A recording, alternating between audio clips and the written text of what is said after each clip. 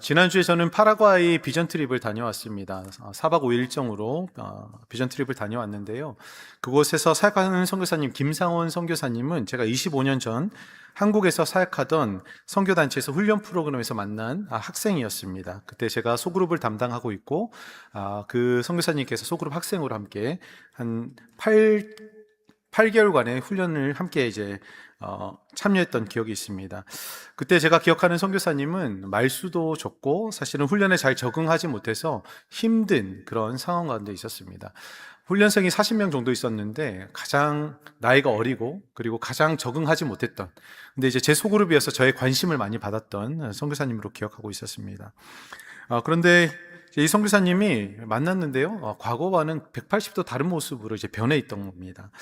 공항에서 사역지까지 5시간을 차를 타고 이동하게 되는데, 이게 선교사님이 운전을 해주셨어요. 근데 선교사님께서 이 5시간 동안 쉬지 않고 얘기를 하시는 거예요. 근데 여러분, 여기서 파라과이 가려면 한번 경유를 하게 되는데 거의 12시간 넘게 걸립니다. 그러면 제가 밤에 비행기를 타고 12시간 갔으면 얼마나 피곤하겠습니까? 근데 잠을 자지 못하도록 계속 얘기를 하시는 거예요. 그러면서 이 선교사님 내성적이라고 기억하고 있는데 많이 달라졌구나 생각을 했습니다. 그리고 주일날 개척해서 섬기시는 현지 교회에 함께 또 참여해서 예배를 드렸는데, 스페니쉬로 이 예배를 인도하시는 선교사님의 모습을 보는데 너무 훌륭하게 예배를 잘 인도하시는 거예요. 그리고 현지인들 목양을 하시는데 너무 탁월하게 사역을 하시는 겁니다. 그러면서 제 마음속에 정말 어떻게 보면 나보다 더 사역을 정말 잘하고 계시는구나, 그런 마음이 들 정도로 정말 잘하고 계셨어요. 2박 3일 동안 함께 나누면서 또 교제하고 이런저런 대화를 함께 나누게 되었습니다.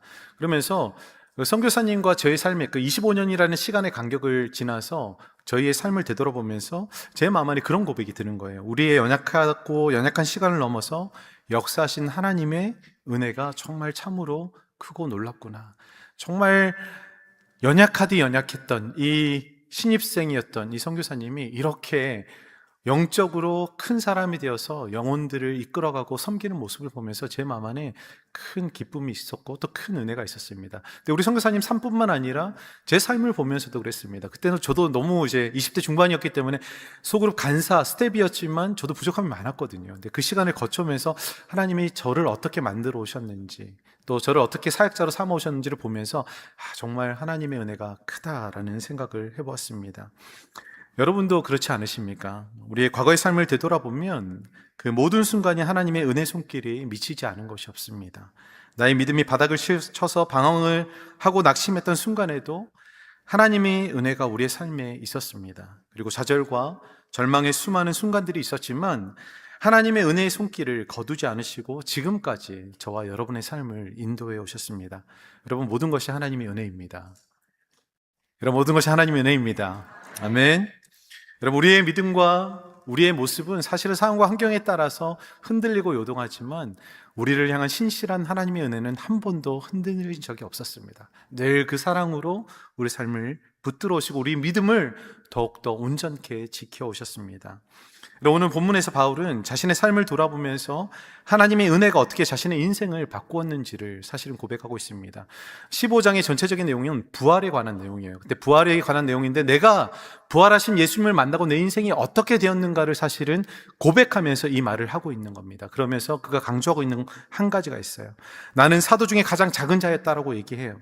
우리가 잘 알고 있듯이 바울은요, 예수님을 믿는 자들을 적극적으로 핍박하고 교회를 박해했던 인물이었습니다. 그런 그가 다메섹 도상으로 가는 길에서 부활하신 예수님을 만난 후에 변화되어 이방인의 사도가 되었습니다. 바울은 이 변화가, 이 부활의 예수님을 만난 나의 삶의 변화가 무엇으로부터 비롯됐는지 10절에서 구구절절히 이렇게 고백하고 있어요. 우리 10절의 말씀 다시 한 번 더 읽어보도록 하겠습니다.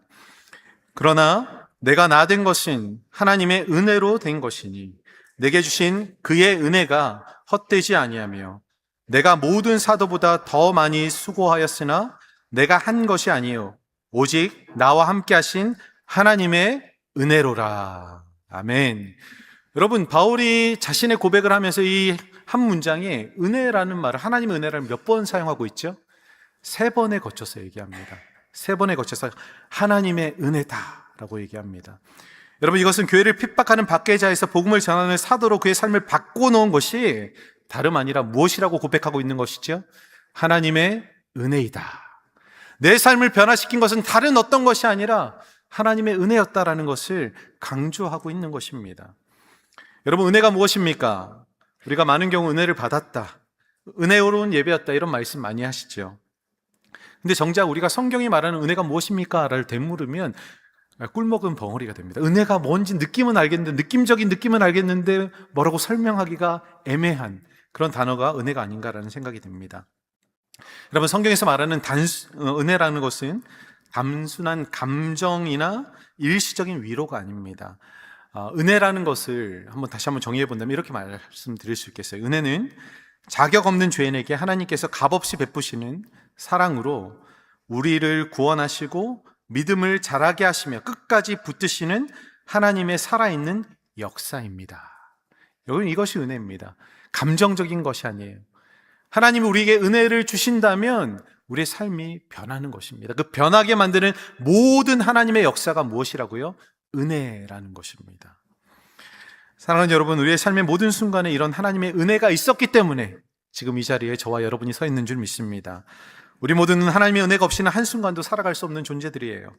신앙생활에서 무엇보다 중요한 것이 있다면 저는 하나님의 은혜에 대해서 자각하고 각성하는 것이라고 믿습니다.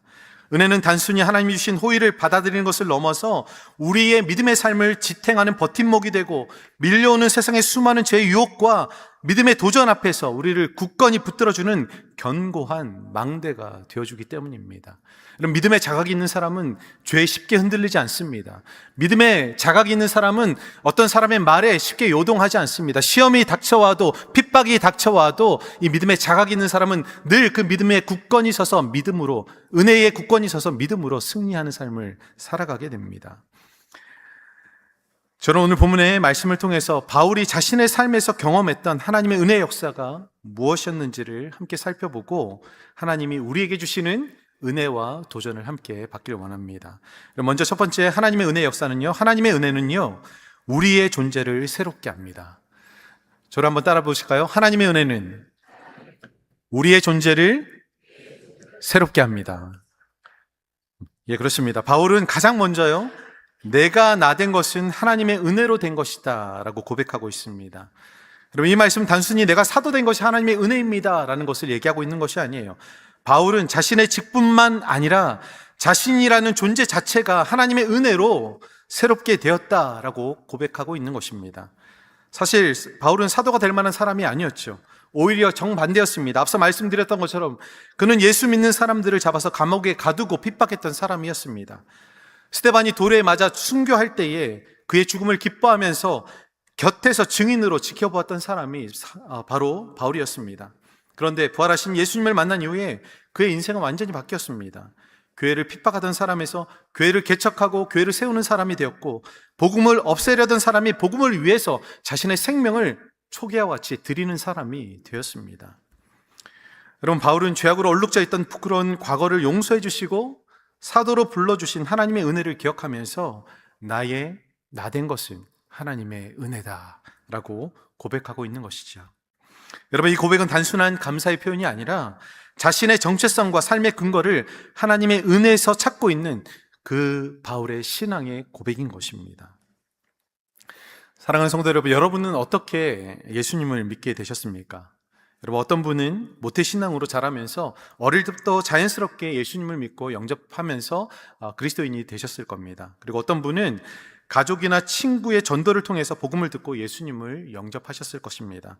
그런데 우리가 한 가지 기억해야 하는 사실이 있습니다. 내가 태어날 때부터 그리스도인이었건, 내가 이후에 그리스도인이었건, 여러분, 이 그리스도인이 되었던 나의 이 신앙의 고백과 믿음은 사실은 나로부터 기인하지 않는다라는 것입니다.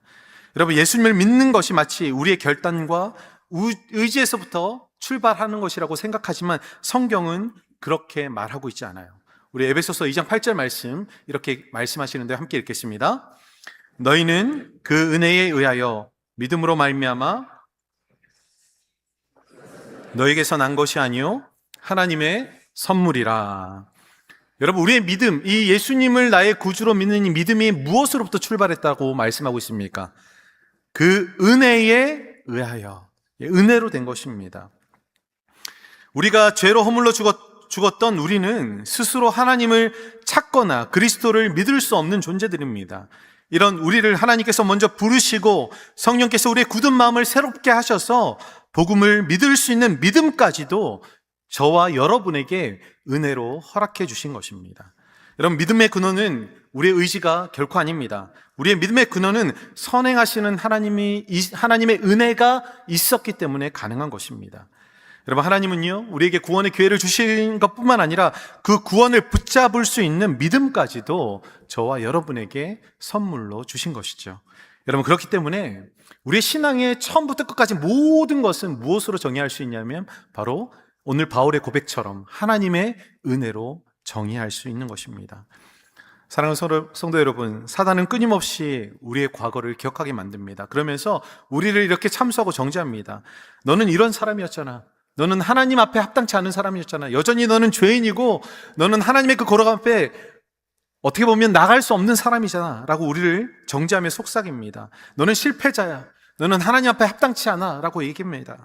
그러나 하나님의 은혜는요, 우리의 과거가 아니라 새로운 정체성을 기억하게 만듭니다. 네가 과거에 그런 사람이었음에도 불구하고 네가 예수 그리스도 안에 있다면 너는 나의 새로운 피조물이야. 너는 나의 딸이야. 너는 나의 아들이야 라고 하나님은 우리 가운데 선언하시면서 말씀하십니다. 이것이 무엇을 통해 가능한 것입니까? 바로 하나님의 은혜를 통해 가능한 것입니다. 하나님의 은혜를 통해 우리 가운데 새로운 정체성을 부여해 주신 것입니다. 그럼 바울은 더 이상 자신을 교회의 핍박자로 정의하지 않았습니다. 그는 하나님의 은혜 안에서 새롭게 된 사람으로 자신을 바라보고 그 은혜를 찬양하며 고백하고 있었던 것입니다. 여러분, 지난 주일에 있었던 월드컵 결승전 하프타임 쇼를 혹시 보신 분이 계십니까? 월드컵 보셨나요? 네, 저도 보았습니다. 파라과이에서 이동하는 차 안에서 봤는데 이번에 특이하게 하프타임 쇼가 있었어요. 그렇죠? 거기에 생뚱맞은 무대 하나가 있었습니다. 아주 신나는 가수들이 나와서 신나는 노래를 하는데 한 사람만 굉장히 기타 혼자 메고 나와가지고 분위기를 어떻게 보면 월드컵의 분위기를 망치는 듯한 노래를 한 사람이 있습니다. 누구죠? 네, 저스틴 비버입니다. 여러분, 근데 그 사람이 불렀던 노래의 제목이 무엇인지 아십니까? 예, Everything Hallelujah입니다. Everything Hallelujah.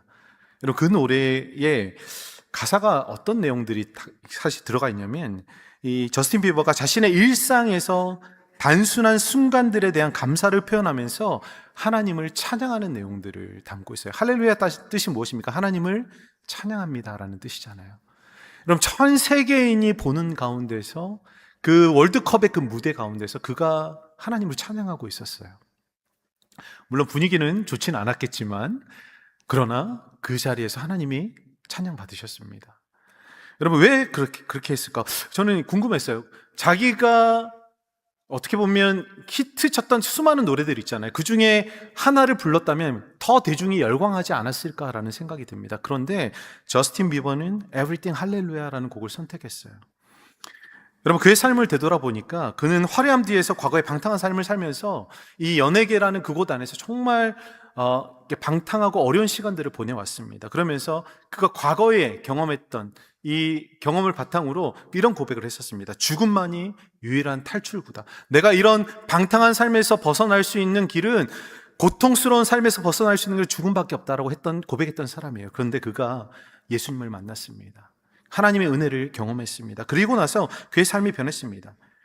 제가 한 인터뷰의 내용을 보았는데요, 저스틴 비버가 이런 고백을 합니다. 나는 여전히 부족하지만 하나님의 은혜를 의지합니다. 난 이제 업계의 상품이 아니라 하나님의 아들입니다. 이런 고백을 저스틴 비버가 했습니다.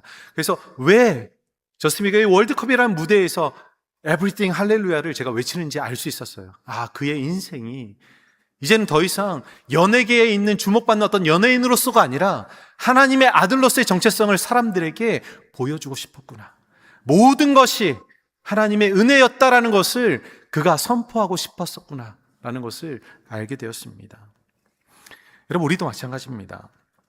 죄와 허물로 죽었던 우리를 살리신 은혜, 죄의 종이었던 우리를 하나님의 자녀로 삼아주신 은혜, 지금도 넘치는 그 은혜로 우리를 끝까지 붙잡아 주시는 그 하나님이 우리의 삶 안에 깊이 있게 묵상되어질 때에 여러분, 우리는 더 이상 과거의 실패와 죄에 묶여 살아가지 않게 되는 것입니다. 여러분, 하나님의 은혜는 우리의 존재를 새롭게 하고 그 새로운 정체성 안에서 우리의 삶을 이끌어 가십니다.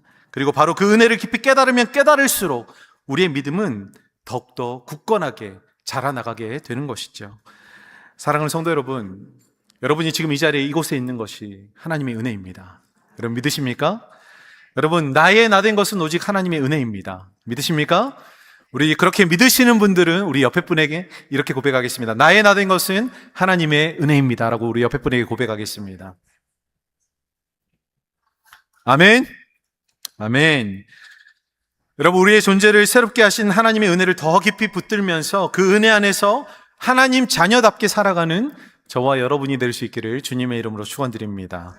그럼 두 번째, 이 하나님의 은혜의 역사는요, 우리의 믿음을 자라가게 합니다. 저를 한번 따라해 보실까요? 하나님의 은혜는 믿음을 자라가게 합니다. 예, 그렇습니다. 바울은 이어서 이렇게 고백합니다. 내게 주신 그의 은혜가 헛되지 아니하여 내가 모든 사도보다 더 많이 수고하였으나 라고 고백합니다. 여러분, 여기서 헛되지 아니하였다라는 뜻은요, 단순히 은혜를 잃어버리지 않았다라는 뜻이 아니라 하나님의 은혜가 그의 삶 속에서 역사하여서 실제적인 열매를 맺었다라는 뜻입니다. 그러니까 은혜가 단지 내 삶을 바꿨다라는 것이 아니라 그 은혜의 바뀜을 통해서 이 삶 안에서 하나님이 원하시는 열매를 맺어갔다라는 뜻이에요.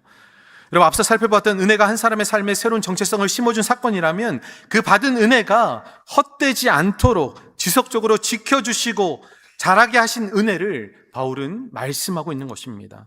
여러분, 은혜는 우리의 믿음을 더욱더 강하게 자라가게 합니다.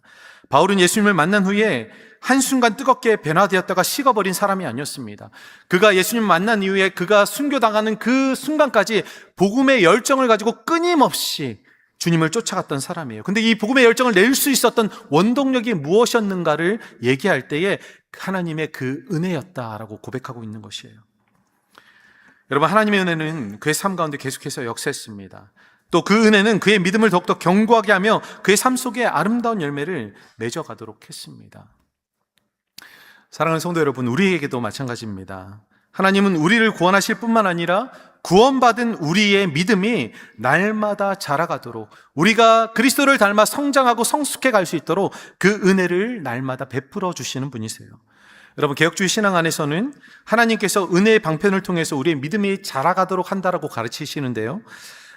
이 은혜의 방편이 무엇인가? 은혜, 그러니까 우리에게 은혜를 통해서 믿음을 자라가게 하는 방법, 그리고 어떻게 보면 하나님이 주시는 통로라고 우리가 좀 해석할 수 있겠습니다. 여러분, 그 통로는 무엇이냐면 바로 말씀과 기도와 예배, 그리고 성도의 교제를 통해서 끊임없이 우리에게 은혜를 공급해 주신다라고 말씀합니다. 여러분, 우리가 흔히 은혜를 받았다라고 고백하죠. 여러분은 어떤 때 은혜를 받았다라고 고백하십니까? 예배 중에 찬양과 말씀의 감동이 있을 때, 그리고 오늘 예배를 통해서 우리는 은혜를 받았다 이렇게 고백합니다. 그런데요, 우리가 은혜를 받았다라는 것은요, 눈물을 흘리거나 마음이 뜨거워졌다라는 감정만을 말하는 것이 아닙니다. 진정한 은혜는 하나님께서 말씀과 성령을 통해서 우리의 마음을 새롭게 하시고 우리의 믿음을 더욱더 견고하게 하시는 실제적인 역사입니다. 감정이 아니라, 이 은혜는 감정 안에 머물러 있는 것이 아니라 감정을 뛰어넘어서 우리 삶을 변화시키는 그 모든 것들이 사실은 은혜라고 얘기하고 있는 것이에요. 그래서 오늘 우리가 예배를 드릴 때에 하나님의 임재를 경험하면서 은혜를 누립니다. 여러분, 말씀이 선포될 때에 굳어져 있던 우리의 심령이 깨어지고 죄악으로 물들어졌던 우리 가운데 죄가 깨달아지는 은혜가 있어서 그 죄로부터 돌이킴이 있다면 그 자체가 무엇입니까? 하나님의 은혜입니다. 그리고 기도 가운데 하나님의 책망이 있고 하나님의 위로가 있고 하나님이 우리 가운데 말씀하시는 그 말씀이 내 삶 가운데 존재한다면, 그리고 그 말씀의 존재로 인해서 내가 변화된다면 그것이 또한 은혜인 것입니다. 여러분, 저는 저희 교회, 베델교회 모든 예배가 이런 하나님의 은혜가 충만한 예배가 되기를 원합니다. 여러분, 우리가 예배 드릴 때마다 하나님의 은혜가 폭포수와 같이 쏟아지는 예배가 되기를 원해요. 여러분, 그렇게 그런 예배가 되기를 원한다면 무엇을 해야 되냐면, 여러분, 은혜를 사모하셔야 됩니다. 사모함 없이 나와서 은혜를 받겠다라는 것은 불가능합니다. 여러분, 은혜에 대한 사모함이 있을 때에 우리의 심령과 우리의 마음 안에 부으시는 그 하나님의 놀라운 역사가 있을 줄 믿습니다. 딱딱하고 굳어지고 경직된 종교적인 예배가 아니라 하나님의 성령이 운행하시는 예배, 하나님의 은혜가 경험되는 예배가 되기를 간절히 소망합니다. 여러분, 또 우리가 어떻게 하면 하나님의 은혜의 방편을 통해서 믿음이 성장할 수 있습니까? 성경을 읽고 묵상하는 가운데 하나님을 더 깊이 알아가면 알아갈수록 우리는 그 하나님 주시는 은혜를 누릴 수 있습니다. 그리고 성도들이 교제할 때도 동일하게 하나님이 베푸시는 은혜를 누릴 수 있어요. 내 삶 가운데 행하신 하나님의 놀라운 일들뿐만 아니라 우리의 형제 자매들 삶 가운데 행하신 하나님의 일들을 우리가 듣고 나누면서 은혜를 받죠. 아, 하나님이 저 사람 삶 가운데 저런 일을 행하셨구나. 아, 나도 저런 일 가운데 함께 동참하기를 원한다라는 마음의 소욕이 생기지 않습니까? 그런 마음이 일어나지 않습니까? 그것이 바로 하나님의 은혜의 반응입니다. 여러분, 이렇게 하나님은요, 이런 은혜의 방편들을 통해서 하나님의 은혜를 깊이 우리가 경험하기를 원하세요. 그리고 이런 은혜는 우리의 믿음을 성장하게 만들고 자라가게 만듭니다. 사랑하는 성도 여러분, 우리가 어떻게든 은혜 받는 자리 가운데로 나갈 때에 우리 안에 하나님의 은혜가 소멸되지 않고 그 은혜가 효력 있게 우리 삶 안에서 열매에 맺어지게 될 것입니다. 여러분에게 한 가지 묻겠습니다. 여러분은 하나님의 은혜로 충만하십니까? 아멘. 네. 목소리가 작아서 그러면 다르게 질문해 보겠습니다. 여러분, 그렇다면 여러분 하나님의 은혜가 여러분 삶 가운데 충만해지길 원하십니까? 네, 이건 좀 덜 부담스럽죠? 네, 그렇죠. 충만해지길 원하는 것과 충만하다는 것은 다르니까요. 소원이 있습니다. 충만해지고 싶은 소원이 있습니다. 그런데요, 여러분, 이것은 마음만 있으면 안 됩니다. 어떻게 하셔야 되죠? 은혜의 자리로 나오셔야 돼요. 성경이 말하고 있는 우리 가운데 가르쳐주는 은혜의 방편을 쫓아 행해야지만이 은혜가 채워지는 거예요. 그런 것을 행하지 않으면서 하나님 은혜 주세요, 찾아다니지 않아요. 말씀 읽지 않습니다. 기도하지 않습니다. 예배 온전히 드리지 않아요. 그런데 하나님 저에게 은혜를 주세요 하면 은혜 주실까요? 그렇게 하지 않는데 은혜 받기를 원하시는 것은 속된 말로 도둑놈 신보입니다. 네. 그렇게 하시면 안 됩니다. 정말 내 삶 안에 하나님의 은혜가 충만해지길 원하신다면 여러분 그 은혜의 자리로 나가셔야 돼요. 여러분, 예수님께서는 요한복음 15장에서 무엇을 말씀하십니까? 자신을 포도나무로 비유하십니다. 여러분, 우리가 생명을 얻고 생명의 열매를 맺어가기 위해서는 가지된 우리는 어떻게 해야 되죠? 그 나무 대신, 포도나무 대신 예수님 앞에 붙어 있어야 돼요. 여러분, 그 붙어 있다는 자체가 무엇입니까? 은혜의 자리로 나가는 거예요. 은혜의 자리로 나갈 때에 하나님께서 생명의 은혜를 우리 가운데 부어주시는 겁니다. 내가 붙어 있지 않는데 어떻게 하나님이 은혜를 주시겠습니까? 여러분, 다윗은 그런 사람이었어요. 늘 하나님 앞에 붙어 있기를 원하는 사람이었습니다. 여러분, 시편의 말씀 우리가 너무나 잘 알고 있죠. 많은 시편을 다윗이 지었습니다. 그런데 다윗의 시편을 보게 되면 그가 고통 가운데 있을 때도 하나님을 찬양하고 기도합니다. 그리고 그가 홀로 있을 때, 외로울 때 하나님 앞에 예배하며 하나님 앞으로 나갑니다. 그가 죄를 지어서 하나님과 떨어졌고 분리된 그 상태에서도 철저하게 회개함으로 하나님 앞에 나가게 됩니다. 여러분, 그는 하나님 앞에 벗어나기를 원하지 않았어요. 비단 그가 죄악 가운데 있을 때라도 그 자리를 벗어나길 원하지 않았던 사람입니다. 그래서 하나님이 어떻게 하셨죠? 그에게 은혜를 베푸신 거예요. 헤세드의 은혜. 받을 자격이 없지만 그 받을 자격 없는 자에게 하나님께서 은혜를 주시는 겁니다. 어떨 때요? 은혜의 자리로 나갈 때입니다. 여러분, 지금이 우리에게 은혜의 자리로 나갈 때가 아닌가요? 내가 정말 충만해야 되고 내가 정말 그 은혜 안에 사로잡힌 삶을 살아가기를 원한다면 우리는 그 은혜의 자리로 나가야만 하는 것입니다. 지난 금요일 오후에 설교 준비를 하고 금요 기도회에 참석했습니다. 마지막 곡으로 우리 박민정 목사님 인도하시면서 오직 예수뿐이네라는 찬양을 불렀는데, 제가 아마 그때 지금 이 설교를, 은혜에 관한 이제 설교를 준비해서 그런지 이 찬양이 너무 제 마음에 와닿는 거예요. 그리고 성령께서 제 마음에 깊은 감동을 주셨습니다. 이 가사를 찬양을 하는데 찬양하는데 그냥 눈물이 쭉 흐르는 겁니다. 제가 원래는 굉장히 튀기 때문에 눈물 잘 안 흘립니다. 네. 그런데 그때는 하나님 주신 그 은혜가 있었는지 눈물을 흘렸어요. 그러면서 그 찬양 가사가 무엇이었냐면 이런 가사입니다. 은혜 아니면 살아갈 수가 없네. 호흡마저도 다 주의 것이니 세상 평안과 위로 내게 없어도 예수, 오직 예수뿐이네. 여러분, 은혜가 없으면 살아갈 수가 없네. 근데요, 제가 이 찬양의 고백을 하는데 이후에 기도하는 시간이 있었어요. 찬양이 끝나고 이제 목사님 기도 인도를 하시는데 그 기도 가운데 하나님 저에게 그렇게 말씀하시는 것 같았어요. 정말 은혜가 없으면 내가 살아갈 수 없니? 그냥 그렇게 물으시는 것 같았습니다. 근데 이 마음을 제가 들으면서 이게 대답할 수가 없었어요.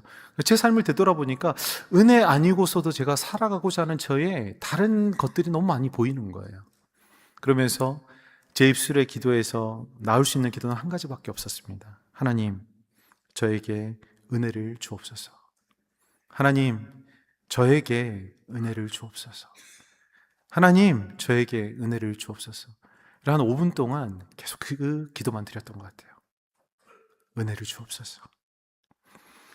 여러분, 제가 설교를 준비하는 것도, 목회를 감당하는 것도, 하루를 살아가는 것도 제 능력으로 되는 것이 아니라 하나님의 은혜가 있어야지만이 가능하다는 것을 제가 머리로 알고 있었지만 다시 한 번 더 그 시간을 통해서 마음으로 깨닫는 시간이었습니다. 여러분, 어쩌면 저뿐만 아니라 이 자리에 계신 여러분도 마찬가지 아니겠습니까? 우리가 머리로는 그 은혜를 알고 있지만 그 은혜만을 의지하며 살아야 한다는 것을 알고 있지만 우리가 그러지 못할 때가 얼마나 많습니까? 여러분, 어쩌면 우리에게 가장 필요한 기도는 다른 어떤 기도보다 하나님, 오늘도 제게 은혜를 주옵소서라는 기도가 아니겠습니까? 사랑하는 성도 여러분, 우리는 한순간도 하나님의 은혜 없이는 살아갈 수 없는 존재들입니다. 그렇기 때문에 우리는 의도적으로 은혜의 자리 가운데로 나가야 합니다. 예배의 자리, 말씀의 자리, 기도의 자리를 소중히 여겨야만 합니다. 왜냐하면 그 자리에서 하나님께서 우리를 붙들어 주시고 우리의 믿음을 자라게 하시기 때문입니다. 그리고 은혜의 자리는 교회라는 공간만에 있지 않습니다. 여러분, 내일부터 우리가 또 시작되는 일상의 삶의 자리에서도 하나님은 우리를 만나주시고 은혜를 부어주십니다. 여러분의 삶의 자리인 직장의 책상 앞에서 운전자를 잡는 그 시간에 아이들을 돌보는 그 분주한 가정의 삶의 현장 속에서도 하나님, 오늘 나에게 은혜를 베풀어 주소서라고 기도하기만 한다면 하나님 그 자리에서 여러분의 10년 가운데 폭포수와 같은 은혜를 허락해 주실 것입니다. 여러분, 우리에게 필요한 것은요, 어떤 삶을 살아내는 능력이 아니라 그 능력을 베푸시는 하나님의 은혜인 줄 믿습니다. 그 은혜를 구하며 살아가는 저와 여러분이 될 수 있기를 주님의 이름으로 축원드립니다. 여러분, 세 번째 마지막입니다. 하나님의 은혜는요, 모든 것을 감당할 수 있는 능력이 됩니다. 우리 저를 한번 따라 보겠습니다. 하나님의 은혜는 모든 것을 감당할 수 있는 능력이 됩니다. 아멘. 여러분, 바울은 10절 마지막 하반절에서 이렇게 고백합니다. 내가 한 것이 아니요 오직 나와 함께 하신 하나님의 은혜로라 라고 얘기합니다. 여러분, 바울은 앞서서 내가 모든 사도들보다 더 많은 수고를 했다라고 되어 있습니다. 네, 그렇습니다. 바울만큼 수고한 사도는 없습니다. 정말 전국 곳곳을 다니면서 그 소아시아 지역에서 복음을 전하고 교회를 세우기 위해서 헌신하고 수고했던 사람이 바로 바울이었습니다. 바울은 그 누구보다 최선을 다해 복음을 전했습니다. 그 누구보다 이 복음으로 인해서 고난을 받았던 사람입니다. 이방인들에게 복음을 전하고 교회에 세우는 일에 가장 앞장섰던 사람입니다. 하지만 바울은 이런 사역의 현장에서 복음의 열매를 맺을 수 있었던 것은 나의 능력이라고 고백하고 있지 않아요. 나의 수고라고 얘기하고 있지 않습니다. 무엇이라고 얘기하고 있습니까? 오직 하나님의 은혜였다라고 얘기하고 있습니다. 여러분, 여기서 주목해야 하는 것은요, 나와 함께 하신 하나님의 은혜라는 말씀이에요. 여러분, 함께 했다라는 것은요, 은혜가 그저 과거에 한두 번 주어지고 끝난 선물이 아니라 지금 이 순간에도 동행하며 함께 일하시는 은혜라는 사실을 강조하고 있습니다. 다시 말하면 바울의 수고는요, 그의 힘이 아니라 하나님의 은혜가 그의 삶에 끊이지 않고 부어진 결과라는 뜻입니다. 바울의 삶에서 은혜가 고갈되지 않고 충만했기 때문에 이 모든 사역을 넉넉히 감당하며 열매를 맺어갈 수 있었다라고 고백하고 있는 것이죠. 여러분, 우리의 삶에 은혜가 고갈되었을 때에 일어나는 현상들이 있습니다. 은혜가 메말라 있을 때 여러분, 어떤 현상이 우리 삶 안에 일어날까요? 두 가지가 있습니다. 감사와 기쁨이 사라집니다. 사역을 하고 있지만, 일을 하고 있지만 일이 더 이상 기쁘지 않아요. 사역이 기쁘지 않습니다. 감사함이 일어나지 않습니다. 여러분, 우리의 삶과 사역의 동기는요, 사실은 하나님의 은혜에 대한 응답입니다. 다른 말로 하면 우리가 어떤 호의를 얻어내기 위해서 하나님을 위해서 사역하거나 일하는 것이 아닙니다. 내가 이렇게 일하면 하나님이 나를 이뻐해 주시겠지, 나를 더 좋게 여겨주시겠지, 그거 아니에요. 그것 때문에 우리가 일하고 사역하는 거 아닙니다. 무엇 때문이죠? 하나님이 나를 구원해 주신 은혜에 감사하기 때문에 사역하고 내 삶을 통해서 하나님 앞에 영광 돌리는 것이에요. 그러면 무엇이 전제된 것입니까? 은혜에 대한 감사. 은혜에 대한 기쁨이 전제되어 있습니다. 그런데 그 은혜가 메말라 버리면 가장 먼저 감사가 사라져요. 기쁨이 사라져요. 똑같은 일을 하는데도 기쁘지 않습니다. 감사가 없습니다. 비록 때로는 고난과 어려움이 있지만 하나님이 함께 하시는 은혜를 경험하고 느끼기 때문에 고난과 어려움도 기꺼이 받아들이면서 사역을 감당하게 되는데, 이 은혜가 고갈되면 기쁨이 자기 의가 되고 감사가 아닌 불만과 불평이 우리로부터 나오게 되는 것입니다. 사랑하는 성도 여러분, 혹시 요즘 여러분의 삶은 어떻습니까? 여러분 사역이나 여러분 행하는 일들이 너무 무겁게 느껴지고 하는 일에 기쁨과 감사가 없고 모든 일에 의무감 때문에 하고 있는 모습은 있지 않습니까? 여러분, 그렇다면 먼저 우리 자신에게 물어보아야 합니다. 내가 일이 많아서 힘든 것인가? 아니면 하나님의 은혜가 고갈되었기 때문에 그런 것은 아닌가? 여러분, 어머니가 가족의 식사를 준비하는 일도 똑같습니다. 직장에서 같은 업무를 하는 것도 똑같습니다. 교회에서 봉사하는 것도 똑같습니다. 은혜가 충만할 때는 아무리 힘들어도 그걸 힘들게 받아들이지 않죠. 그렇죠? 기쁘고 감사한 마음으로 합니다. 그런데 힘들어지는 때가 있어요. 감사함이 사라질 때가 있어요. 그것은 바로 은혜가 고갈되었을 때입니다. 은혜가 마르면요, 왜 나만 이 일을 하고 있지? 왜 나만 힘든 일을 이렇게 하고 있는 거예요? 왜 아무도 내가 하는 일에 대해서 알아주고 인정해주지 않는 거야? 라는 불만과 불평을 쏟아내고 짜증 섞인 반응을 하게 됩니다. 여러분, 사실 일이 우리를 지치게 하는 것이 아니라 은혜가 메말라 있기 때문에 같은 일을 하더라도 점점 느껴져서 더 쉽게 지치게 되는 것입니다. 짐처럼 느껴져서 우리가 그것을 쉽게 지치게 되는 것이죠. 여러분, 은혜의 공급이 없으면 우리의 영혼도 메마르게 되고 일에 대한 기쁨과 감사가 사라지게 됩니다. 사랑하는 성도 여러분, 우리 자신을 한번 되돌아보았으면 좋겠습니다. 나는 정말 은혜에 충만한가?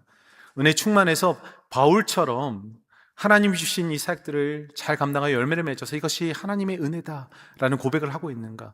아니면 너무 이 일에 치이고 지쳐서 내가 낙심하고 때로는 번아웃돼서 일을 감당하지 못할 만한 상황에 내가 놓여 있지는 않는가? 여러분, 그렇다면 우리가 먼저 구해야 되는 것은 일에 대한 능력이 아니라 하나님의 은혜를 구해야 됩니다. 하나님, 다시 한 번 더 구원의 감격, 하나님 내 삶을 세우시고 일으키시는 그 하나님의 은혜의 감격이, 은혜의 능력이 제 삶 안에 회복되기를 원합니다. 여러분, 그 은혜의 감격이 회복되잖아요? 은혜의 능력이 회복되잖아요? 그러면 일은 쉽게 됩니다.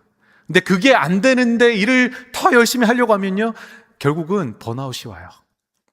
그래서 어떤 분들은 사역을 내려놓기도 하고, 심한 경우는요, 교회에 실망하고 좌절해서 교회를 떠나가는 경우도 생기게 됩니다.